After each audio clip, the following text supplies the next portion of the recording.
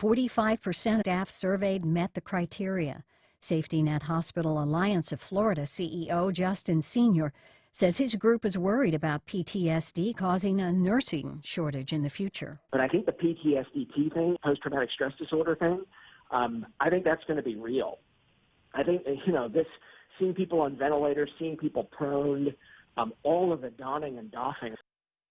Senior says in the short term, hospitals are having to increase salaries because travel nurses are doubling their pay by working in New York and California. About 7,100 people are currently hospitalized with COVID-19 in Florida.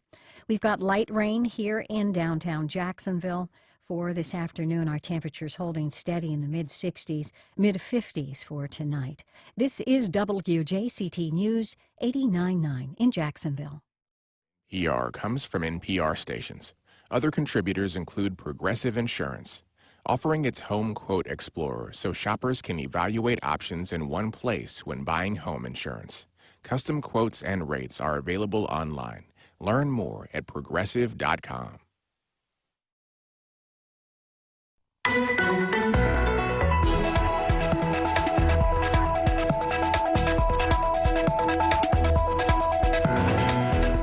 The city shuts down some local vaccination sites for seniors, but the state moves in with a new spot. A First Coast man is charged in the riots at the U.S. Capitol, and the 2023 mayor's race is officially underway. Some of the stories making headlines this week. Good Friday morning. We're live from Studio 5. I'm Melissa Ross, and this is First Coast Connect. Thanks for listening. Just ahead, all of the top stories of the week with our Friday Roundtable. Give us a call. It's 549-2937. Then later, we've got some advice on how to get access to the new round of PPP funding that's out there on the street now for small business. You'll want to stick around and hear that. But first, it's Friday, and here to discuss yet another busy week in the news, we welcome writer-journalist Nikisha Williams. Good morning. Good morning, Melissa. Good morning, Jacksonville. Good morning. Tim Gibbons, editor of the Jacksonville Business Journal, is here. Hi, Tim. Good to be here. John Delaney, former Jacksonville mayor and president emeritus of the University of North Florida. Hi, John. Good. Hi, Melissa. Good to have you. And rounding out our amazing panel, WJCT regular contributor, Charles Griggs. Hi, Charles.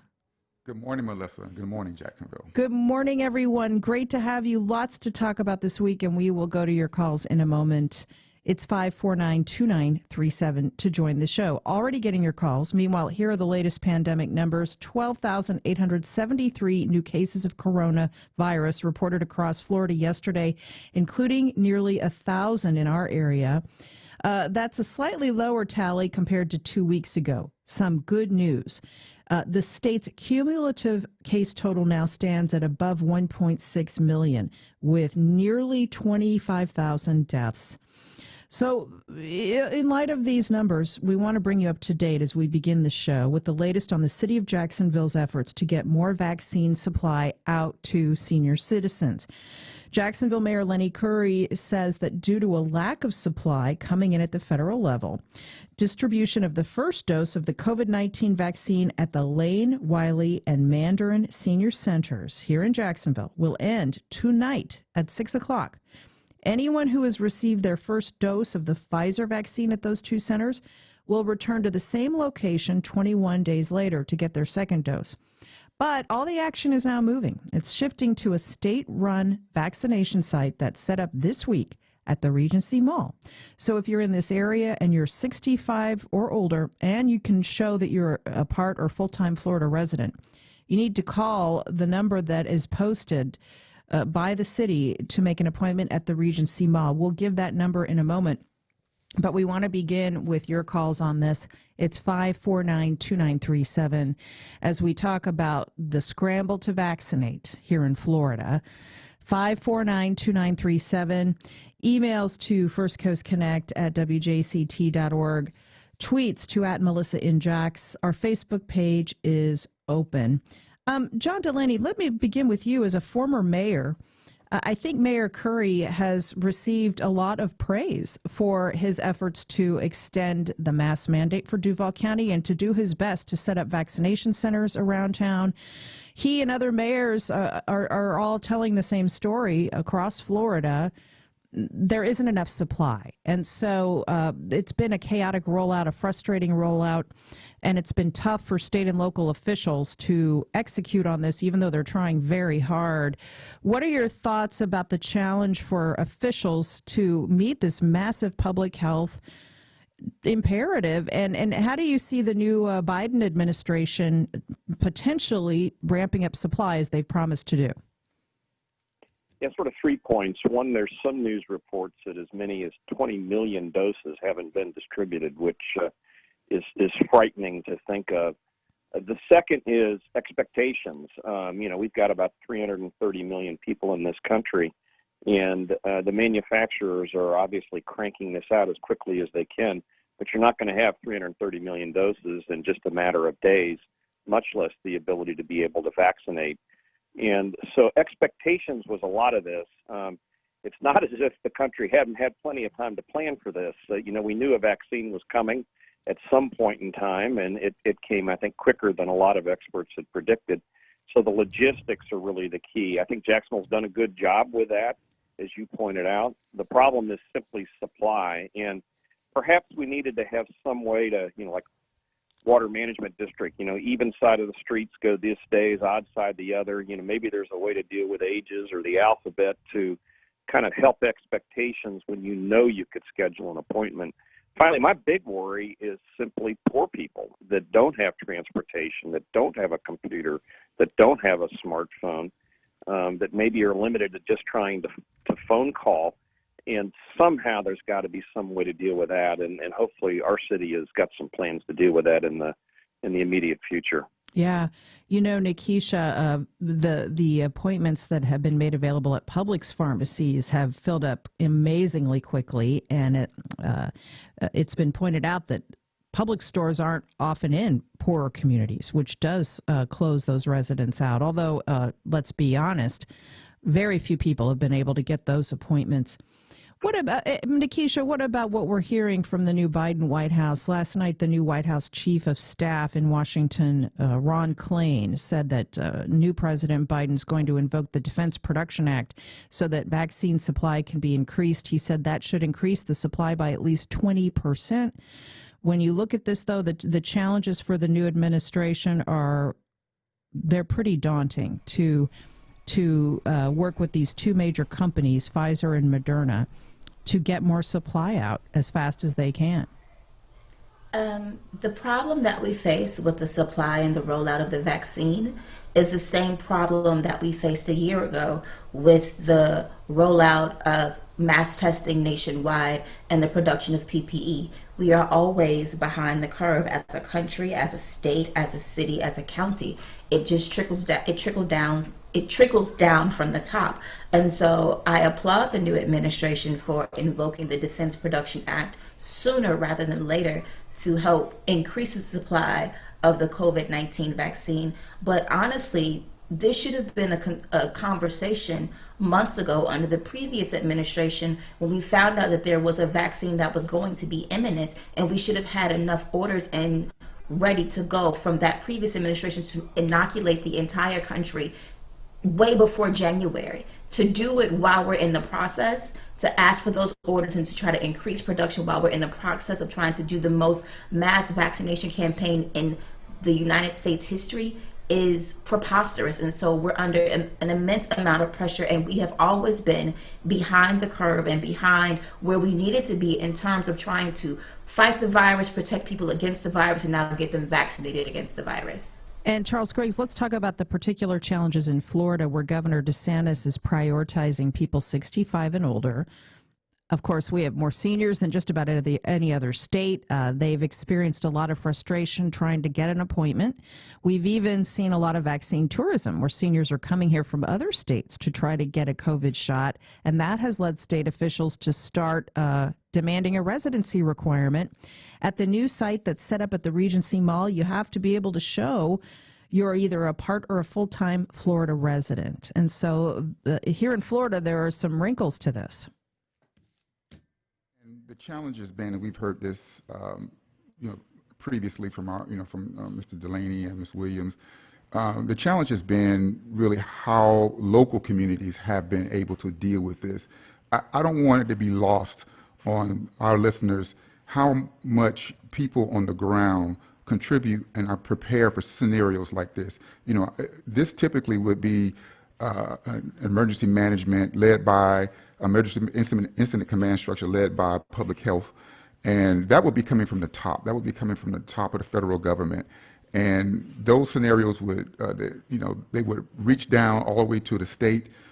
Those algorithms or the plans would be practiced and over prior to the finalization of a vaccine or approval of a vaccine, and we would have plans in place ready to go for each community to take and to implement on a moment's notice.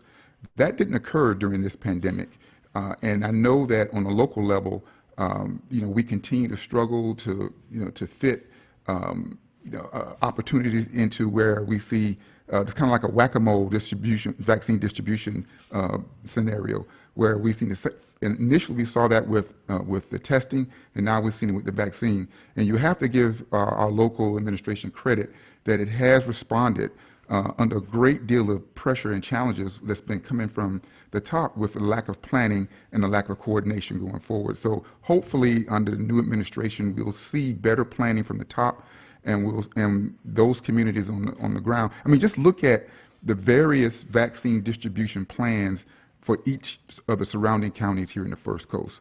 It is, they're all very inconsistent with each other, and that speaks to a lack of planning from a regional standpoint. And it also says that each community is really trying their best. They're doing their best to fend for themselves without a lot of leadership from the top. Tim Gibbons, we saw an ideological clash over this week. The new Biden administration says not only is it going to invoke the Defense Production Act, it's going to involve agencies like FEMA, wrapping up the National Guard. Governor Ron DeSantis fired back saying, we don't need any FEMA camps in Florida. We just need more vaccine. So there is a differing approach as to how to address this, whether there is a coordinated federal approach or the more patchwork approach that we've been seeing to date. As Charles said, with local communities and states basically during the Trump presidency just going their own way and trying to figure this out as best they can. What about this ideological divide? It's interesting in talking to people both in city government and, we do a lot of coverage of the logistics industry, and in both cases you have similar frustrations. You look back at how the city handed out money to small businesses last year, where it was a lot of people that they had to get money to, and it could have been very chaotic. It actually went pretty smoothly according to most businesses. We have a great logistics setup in the U.S., and we're not tapping into this in any real way because of this patchwork sort of thing. I think it was Omar Bradley who said that amateurs talk strategy and professionals talk logistics. You had great scientists who made the vaccines, but the actual process of getting it there can't be done as a patchwork thing. I mean, think about, we talk about distributing things through Publix. One of the reasons why the state would turn to a private company like that is think of how much perishable goods Publix moves around every day. We have these networks. We have a system where goods can be moved around, but it doesn't work. Publix doesn't have, it doesn't let each district manager decide how stuff's going to be shipped. The idea of having each city, each state have to kind of, figure it out on their own and reinvent the wheel does not appear to be working. Let's go to your calls now. It's our Friday Roundtable. We're talking about the latest efforts to get seniors vaccinated here in our area. What are your questions? Have you already received a shot? Have you had trouble getting an appointment? Give us a call. It's 549-2937. Jeff is in Kensington. Where's that, Jeff? It's over by Kernan in Atlantic. Oh, right. Yes, I know where that is. Yeah. Okay, go ahead. Yeah. So last night at 9:30, I got a call from a friend who was at the Sears, at the Regency Mall Center for the old Sears building for getting cycled. And the guy had come out and said that there were 170 unused vaccines that they were throwing open to anybody who could show up. Really? This was 9:30 at night, and they were trying to get them out, and they would give them to anybody who showed up. So my wife, who's a middle school teacher, and I decided we were going to go. So we went, and sure enough, got vaccinated. But that tells me that if at 9:30 at night they've still got that many left over, there's a scheduling issue or a scheduling problem reaching out to the people that aren't. By the way, I am not over 65. I am not. My initial reaction was to just say, no, wait, let it to people who need it. But at 9:30, they're not going to be able to reach out to enough people to get it. They needed to get those things before they go to waste. So I went ahead and did it. Yeah, they'd rather use the supply than throw it out. That's so interesting, Jeff. Thank you for that call. That's Jeff in Kensington. John Delaney, what about that? Do you think they'll be able to iron those issues out?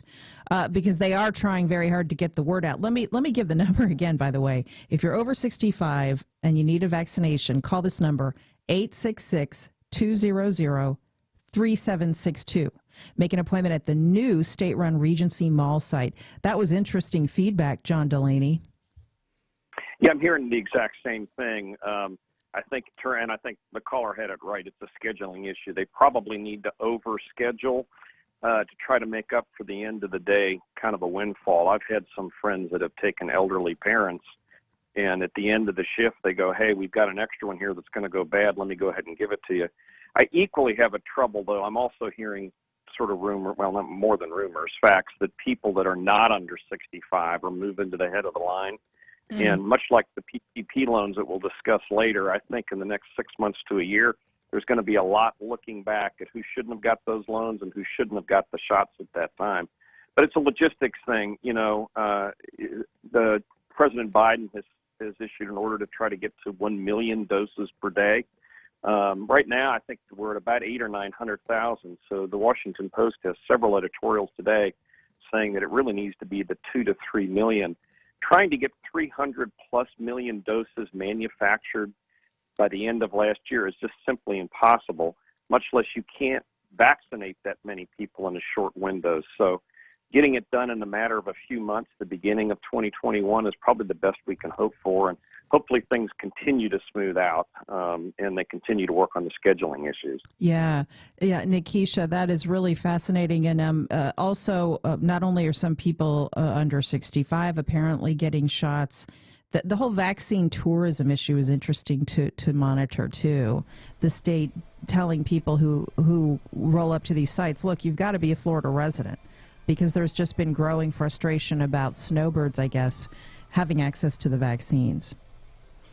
And I just think that goes to the nature of what I said earlier about us just being behind the curve in the pandemic with no real playbook for states or cities to go by. Everybody is making up the rules as they can, and people are saying, well, this place has testing or this place has vaccines, let me just go there and get it, because they're trying to protect themselves. And so it's created a national panic. So with the vaccine tourism, it's not surprising to me. It's not surprising that snowbirds who come and say, well, I am a partial resident of Florida, I'll just leave New York, go get my vaccine real quick and then go back home. That doesn't surprise me. And so yes, I applaud the state for saying that, you should at least show proof of residency. That's great, but again, we need a plan. I mean, if we looked at this like there was a hurricane, there was no way that we would have this free-for-all of what to do next and who's going to get what and who's talking to which agency, federal, state, or national.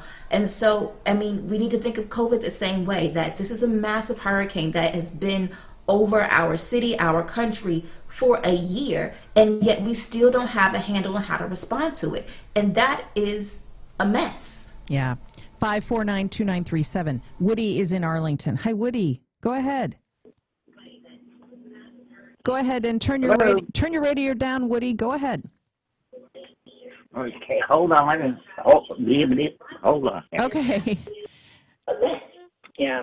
All right. 549-293. Yeah, go ahead and turn that down and go ahead with your thoughts. Okay, I got it. Hello? Yeah, go ahead, Woody. Okay, I live in Arlington, and what y'all just talking about, the vaccinations at Regency Mall, that's the first I've heard of it. Uh-huh. And I live less than a mile from the mall. Wow. Well, that's why we're here, Woody, to try to get the word out, along with all the other local media who are trying to amplify the city of Jacksonville's messaging. And so, are you over 65? Oh, yes. Okay, Woody. It's going to be a long time before I ever see 65 again. All right, Woody, do you have pen and paper? I want you to write down this phone number if you want to make an appointment at Regency Mall to get the vaccine. Yes, ma'am. Go ahead. All right. Call this number, 1-866 20 866 200 3762. All right. Hold up. I got too many numbers here, I think. Yeah. 866 200 3762. Got it? Okay, 866 200 3762. That's it, sir. Make that call, get that shot, okay? I'm going to, because I intend to be around and aggravate everybody for a long time. I'm so glad to hear that. That's Woody in Arlington. Charles Griggs, how about the fact that even though the city is doing everything they can, and we need to give them lots of credit, doing everything they can to get the word out about these changes, which are happening so rapidly, a lot of people just don't know that these shots are available. So we're just going to keep trying to amplify the message. There's a new state-run COVID vaccination site at the Regency Mall. If you're 65 and older, call 1-866-200-3762. Make an appointment. Charles, we've got to keep trying to get the word out. Yeah, we do, and it is really upon the entire community to help out with how we respond to this pandemic. As we see more opportunities for vaccination distribution come online, such as more pharmacies, you'll see MOUs come out with pharmacies to get the vaccine out. That's what we did with H1N1. You'll see other partners in the community have opportunities to vaccinate. That's what you saw Senator Gibson do with the church a few weeks ago and the black community. And you'll see things will expand and it will become more commonplace, and we'll start to settle into how people receive vaccines throughout the community. But again, all of this should have been and could have been planned from the top a long time ago. Those people who work in emergency management or in emergency response will tell you that they practice these scenarios for all types of emergency disaster responses. Like Nikisha was mentioning, they know exactly how to respond, but the order has to come down from the top.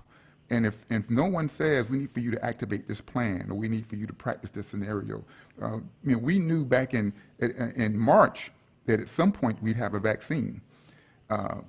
Plans were probably being coordinated at that point, but they were never pushed down. They were never executed. They were never practiced or rehearsed. And here we are now, having to put together all these happenstance opportunities for vaccinations to make sure we have protect our community and keep people covered. Let's take one more call on this, and then we'll move on to some other news from the week. Elda is in Atlantic Beach. Hi, Elda. Good morning. Hi. Go ahead. I just wanted to say that I was able to use the phone number you gave to, what they're doing is they have you put in your pertinent, just your date of birth. And I was able to make an appointment for my 78-year-old mother, and they're going to call me so that we can go to Regency and get that done as soon as possible. Oh, that's great, Elda. I'm so glad to hear that. Thanks for your call. All right. Good luck, everyone out there. We'll keep getting this information out on WJCT News over the radio and on our website as well. It's 549-2937 to join the show, but we're going to move on now to some other important headlines from the week. Beginning with more downtown news. The Jacksonville Business Journal broke a big story this week. They found out the National Park Service will not accept trading part of the old shipyards property for Metropolitan Park. That according to an email from the Park Service seen by several sources. Now, while that doesn't mean this whole project is dead, the JBJ reports it looks as though plans for Jaguars owner Shad Khan's proposed development on the waterfront have some more hoops to jump through. Tim Gibbons, your outlet broke this story. Tell us more. So it's going to be interesting. This has been a long-running thing. Your listeners are probably used to hearing about the shipyards project. The reality is that most of what we think about under the term of the shipyards, what the team in the city has used as the shipyards project, is actually right across the street from TIA Bank Field on Met Park, extending into the shipyards property, which is adjacent to it. So the park itself is supposed to be a park in perpetuity, meaning you can never develop it. So for it to be developed, the city has to find some other park space to swap for it and has to have the National Park Service sign off on that. The news this week is that they don't want to swap it for part of the shipyards, which kind of has the city have to go back and find another spot. We talked to Barbara Goodman, who's been in the parks business for decades. This isn't a terribly common sort of thing, trying to swap a park. It happens. But the question is there somewhere else that would be acceptable? And if not, that just means that Met Park can't be developed. It doesn't mean the shipyards is dead, but it means that Met Park will remain a park. John Delaney, for people who've been following this whole saga for years, it's just one more hurdle in the big challenge of developing along the water, developing the urban core. What are your thoughts? Yeah, I actually was the first one to make a stab at trying to swap that property when we were planning on redoing an amphitheater on the site. And the grant that came from the National Park Service has a limitation on the number of paid events that can go on. I think it's limited to 4 per year. And the idea being that, you want to try to make parks free if possible. And I had always assumed the Curry administration was going to look for the landing site. It's got to be a comparable site, same acreage, same kind of access. And, there's just a limited amount of downtown waterfront. But apparently that was not in the cards. They're resistant to it, the Park Service. Then Congresswoman Corrine Brown was trying to help with it, and I finally just pulled the plug on it. At the time, there was massive opposition from the St. Nicholas neighborhood that disappeared when the Jaguars in the city put up Daly's Place. The shipyard property is still pretty big. It extends west of Metro Park, which was a Mayor Godbold construction project, and it goes all the way down to the Berkman Plaza. So there's a lot of land there and a lot of berth. My gut is keeping it a park will just be a great amenity for whatever else goes on the rest of the shipyards, and ultimately when Lot J returns, which I think is at some point inevitable. You do? I do. But I think it being a park is just great, and I think they'll be able to work around it. People like to look at green space when they're in a condo or in an office building. Speaking of that, Nikisha Williams, what about the campaign called Riverfront Parks Now? That's a group made up of Scenic Jacksonville, the St. John's Riverkeeper, the Memorial Park Association, the Garden Club of Jacksonville. They want more public discussion about all of this. They're saying that the Met Park parcel, which is 23 acres, should remain a public asset, something that everyone can come out to the riverfront and enjoy. They want a connected network of public green space and parks along downtown Jacksonville's riverfront. They're arguing that this is proven to spur economic development. They have examples from other cities around the country. So we're hearing from Riverfront Parks Now, standing really in opposition to heavily developing the waterfront.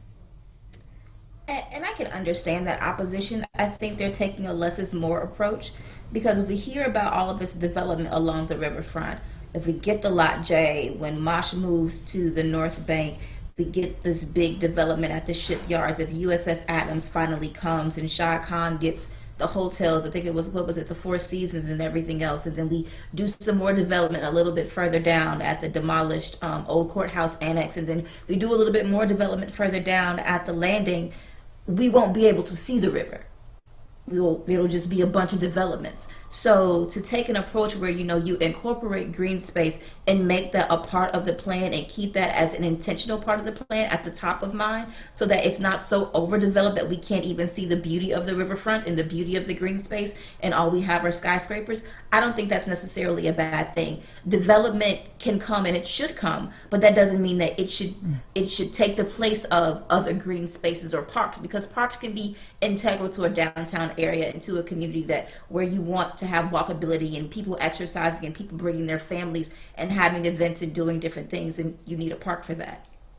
Okay, on a related note, when we talk about the death of Lot J, all the recent controversies in this city, whether it comes to downtown development or the failed attempt to privatize JEA, all of these recent stories have led to people already throwing their hats in the ring to run for Jacksonville mayor. The most prominent of those is City Council member at large Matt Carlucci. He's announced he's running for mayor in 2023. Here he is yesterday on this program. I have to say I got one or two emails in addition to some heartfelt conversations with some other people that just said, this city needs you. This is your time to help make a difference and get us back on course. Carlucci says he's running on a platform of restoring trust and transparency to local government. He's a Republican, but on the show yesterday allowed that the city does need to look at additional revenue sources for all of its problems, everything from public safety to crumbling infrastructure and more. He joins Richard Danford of the city's Urban League. Charles also said to be throwing his hat in the ring, and we're more than 2 years out, but it's going to be a crowded and lively field. In a moment, I'll go back to John Delaney as a former mayor to get his thoughts about this. But first, Charles, Carlucci is saying that the city is desperate for new leadership, better transparency in local government, and a comprehensive vision for the city. Is that a winning message? How do you see this race unfolding? Well, if this was a secret, it was a pretty poorly kept secret that Mr. Carlucci would be running. I think that the moment he took office, people were kind of sizing him up for a run at the mayor's office. So I'm not surprised that he's in. I am a little surprised that he announced so early, given the fact that there's so much work to be done throughout the rest of the term.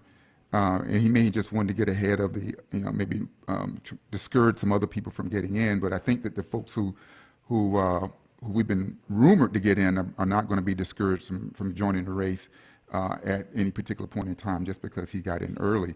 As for his platform right now is very nebulous in terms of politics go. I mean, he's saying all of the things that people want to hear, and nothing really specific to make you go, well, that's different. But at the same time, he is a trusted voice on the city council. He has, right now, he's, of course, leading the finance committee. And so this is, for him, should be a great time to, flex his muscles a little bit. The only problem with that every move he makes from now on is going to be seen as a political move towards the mayor's office.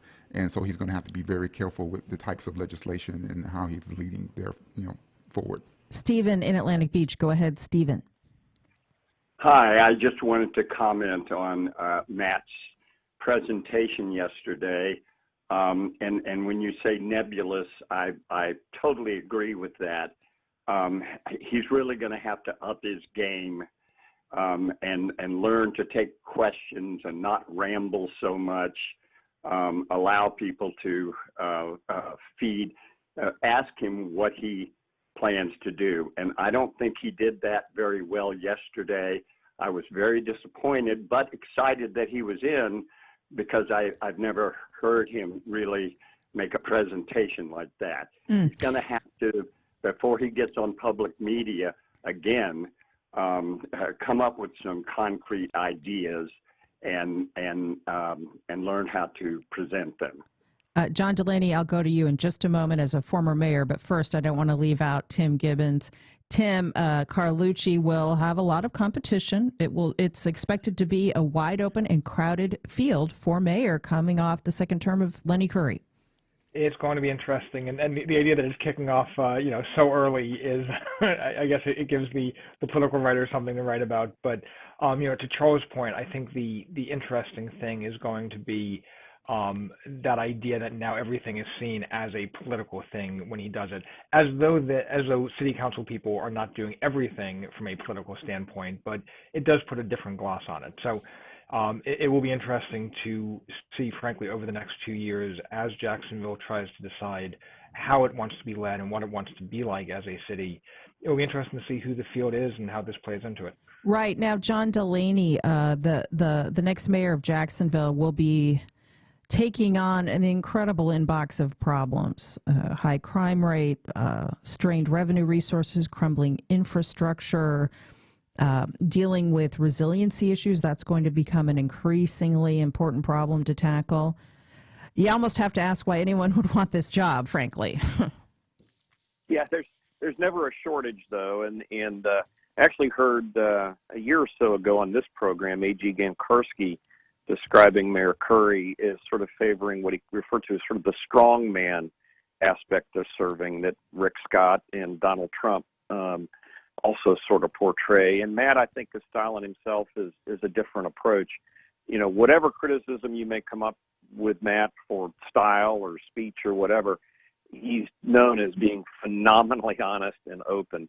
And he's one of those rare politicians that'll change his mind, that he goes along and he hears input and he finds a better logic train and will switch. So he's very well known. In the end, it's going to be, can you raise money? And as you pointed out, Melissa, that there's a lot of other names, at least 2 on the council that I'm aware of, and some others that are looking at it. Now, and who are those names? Well, Rory Diamond, Leanna Cumber are 2 that pop up. I will say this too: the Democrats viable this time around, and you know, the last 3 statewide races were won by Democrats: Governor Bill Nelson, and then of course Joe Biden, and so some great names are being floated out there too. I think although Republicans have tended to dominate, other than in 2011 since 1995, this is going to be wide open, and because of the jungle primary aspect, you're going to have a Democrat that's going to be in the finals. So always fun to watch. Yeah, Nikisha Williams, the local Democratic Party, took a ton of criticism for not even fielding a candidate against Mayor Curry the last cycle. And so they will certainly be running someone. The question is who? Yes, the question is who. And I think that after the Alvin Brown administration and the fact that he did not get reelected and Mayor Curry came in as the former Republican Party boss of the state of Florida, and the demographics of Jacksonville at that time, and at Curry's first run and then in his second term, maybe have made the Democratic Party wary of trying to support and field a candidate that they knew probably wasn't going to win against someone who was so strong politically in the state and in this particular area. I think now with Curry having finished his second term, it is wide open. The demographics of Jacksonville have absolutely changed in the last 4 years, especially the last 8 years since Curry has been, well, by the time 2023 comes around, that Curry has been mayor. And I think it will be again time for the Democratic Party to look at who they have and see that and find a viable candidate to run. But it's going to have to be someone who can, not unfortunately, but someone who can cross party lines, who can speak to both sides of the aisle, who can appeal to the old Republican Guard in Jacksonville and also to the progressive liberals who are coming into the city and say, you know, this is my vision, this is my plan, this is what I'm going to do, and then garner that vote. Kevin is in Springfield. Hi, Kevin. You're on the air. Go ahead. Hi. Good morning, good morning, morning. This is more directly to Mayor Delaney. When you were in office, the millage rate was as such that it was viable. Now it's not. And another thing with that, with a tax starter, the Green Initiative with the port, let's use Talleyrand. That exchange on 8th Street to 95 is $1 billion corridor, and it looks awful. And I always wondered about that. $1 billion from 8th Street, just the 8th Street corridor alone. Nothing is reprised by that. And one other thing, if any of the councilmen are really serious, they have to do their homework. Jacksonville is in a desperate need of infrastructure and revenue. Yeah. Kevin, thank you. Okay, John Delaney, you successfully convinced the taxpayers to tax themselves for the Better Jacksonville plan. Is it inevitable that the next mayor of Jacksonville is going to have to go to the public and say, and get buy-in and say, look, we've got to have some new revenue, whether it's in the form of a millage rate hike or some other way, to deal with this city's problems? Yeah, there's plenty of capacity in the millage rate to go up and to bond. And for better or worse, I think more for the better, the pension referendum also freed up a lot of operational dollars for the city. And but when you want to do if you want to do a massive capital plan, and there clearly is a few $billion, many as much as $10 billion worth of infrastructure you could do in this county, it would take a referendum, and it may take a state law change. And the beauty of a lot of that is it puts a lot of people to work, and the sales tax in Florida is about as progressive as of a sales tax as you can get, because so many things are exempt from it, like medicine and food. So we'll see what the next mayors propose. But infrastructure, it's inevitably popular, but it's inevitably unpopular to have to figure out a way to pay for it. That's right. Tim Gibbons, the business community likes the light tax and regulatory environment here. You cover that sector. What are your thoughts? Yeah, obviously, Florida overall and Jacksonville attracts people and companies from other areas because of the low tax burden and the lighter regulatory touch. But you talk to some business leaders, and there is absolutely an appetite for making the city better. And I think there are people who realize that, a couple extra mills is not going to have a devastating impact. Jacksonville has a very low property tax rate compared to the rest of the state. And there have been, Republicans, business leaders who have been making the case that if the city is to succeed, if it's to continue to attract business, to continue to attract people, we need to invest in ourselves.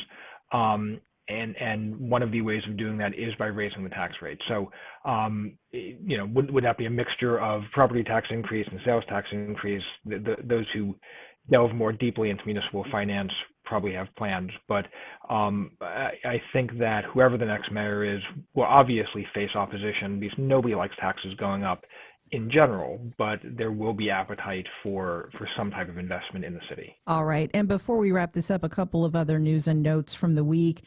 A former Baker County Sheriff's Office employee was arrested by the FBI Thursday in connection with the violent riot at the Capitol a few weeks ago. Brad Weeks, who worked in their IT department, arrested in McClenny. He faces charges of knowingly entering or remaining in any restricted building or grounds without lawful authority, violent entry, and disorderly conduct on Capitol grounds.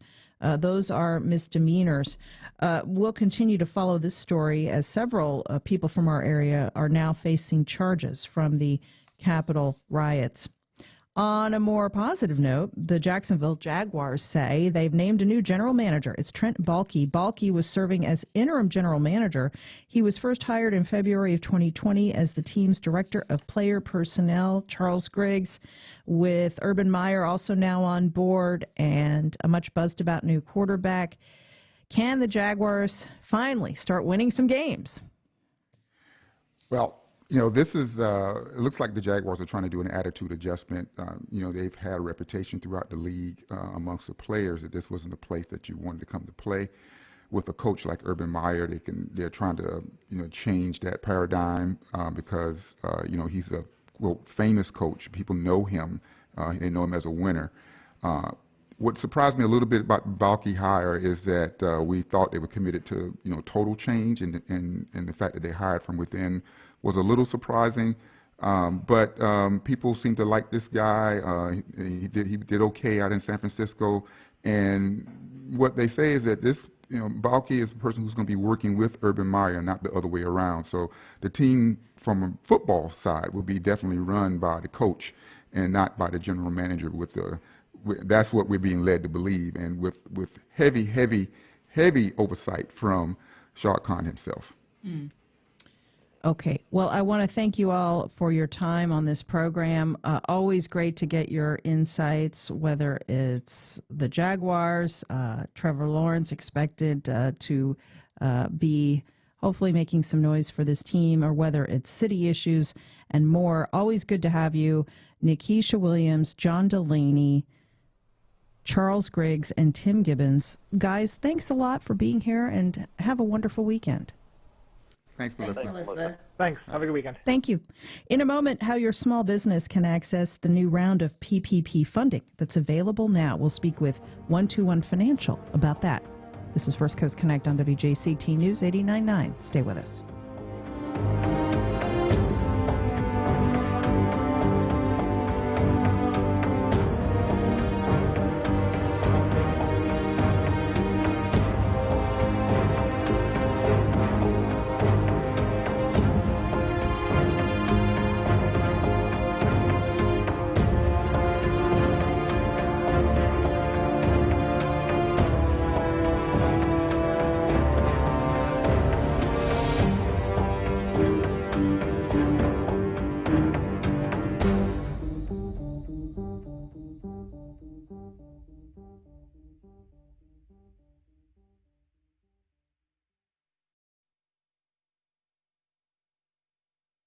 Wayne Hogan of the Terrell Hogan Personal Injury and Wrongful Death Law Firm. Serious injury cases are complex, and civil trial attorneys present the evidence juries need to see and hear. More at waynehogan.law. Visit Gainesville, Alachua County, where attractions like the Kanapahaw Botanical Gardens and the Cade Museum for Creativity and Invention can inspire a vacation state of mind. Adventures begin at visitgainesville.com.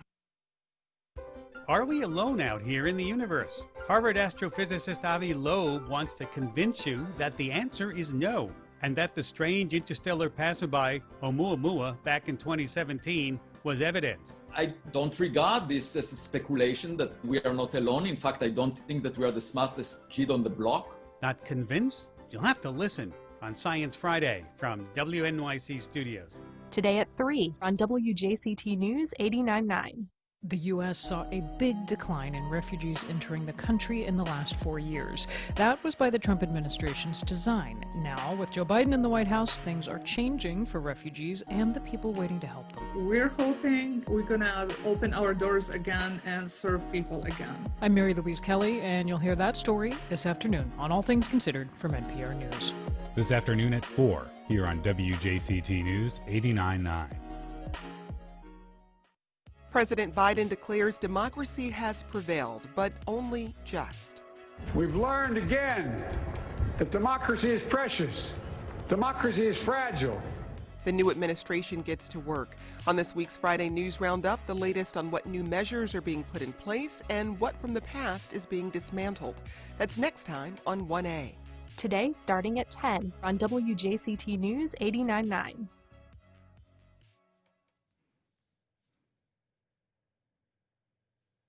Welcome back. Well, there is a new round of PPP funding available this month for small businesses. We have a lot of information for you right now, and I got all of the details from David Marovich, CEO of 121 Financial. Hi, David. Good to have you back on the show. Thanks for being with us. Glad to be back. So 121 Financial has opened up its PPP portal for the Paycheck Protection, of course. You're receiving applications.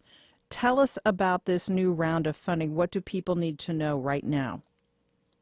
So I would say two things they need to know is they need to have their loan number if they receive funding in round one.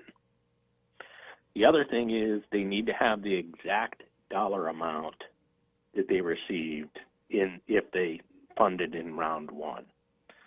Those are really the two major things that a business owner needs to have. Okay. Now, your institution, 121, was the only one in Jacksonville under $1 billion in assets to be in the top 10 for small business lending in this under $150,000 category.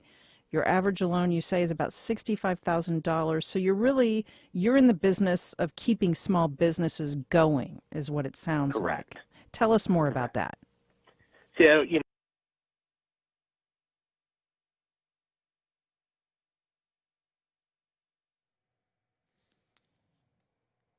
Hi, David. Good to have you back on the show. Thanks for being with us. Glad to be back. So 121 Financial has opened up its PPP portal for the Paycheck Protection, of course. You're receiving applications.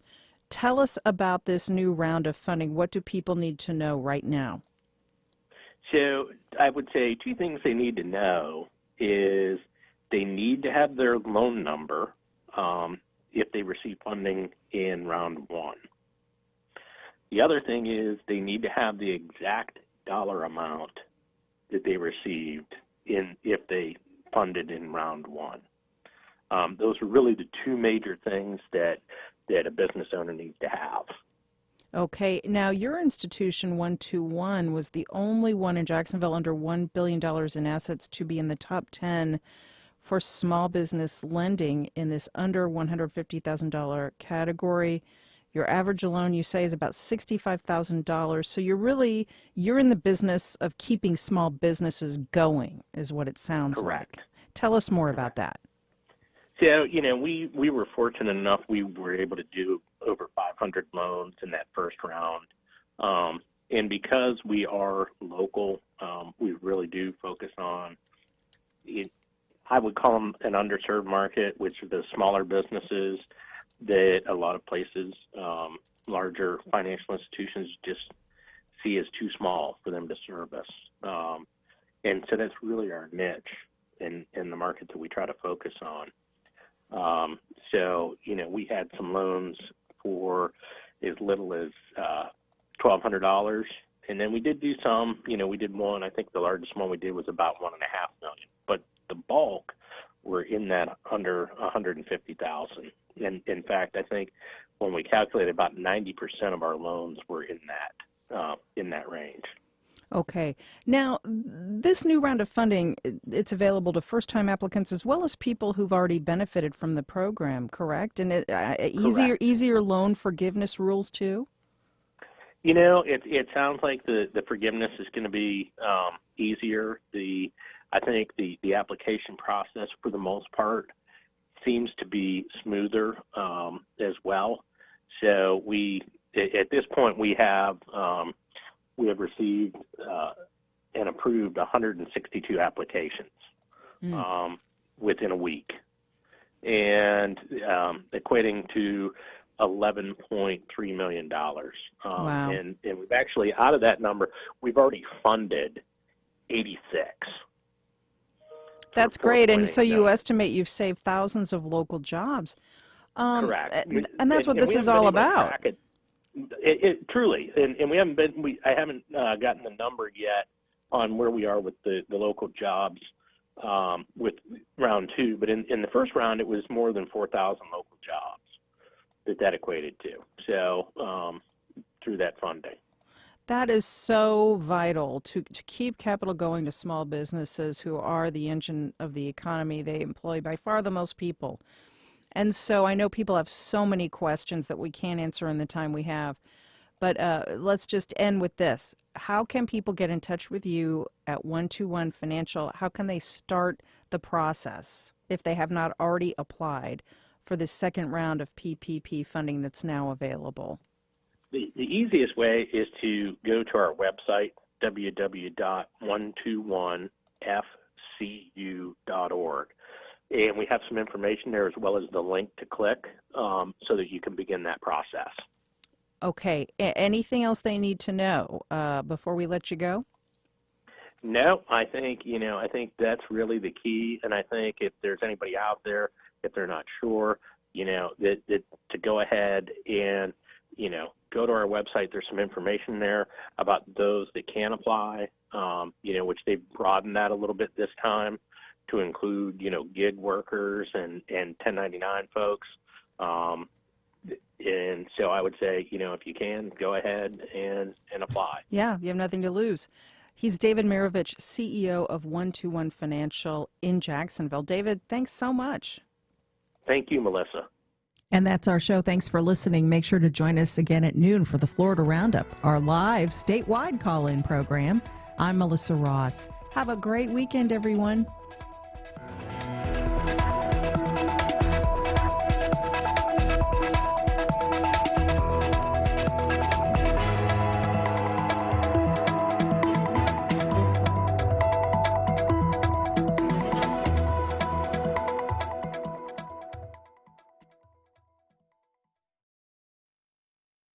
Support for First Coast Connect is provided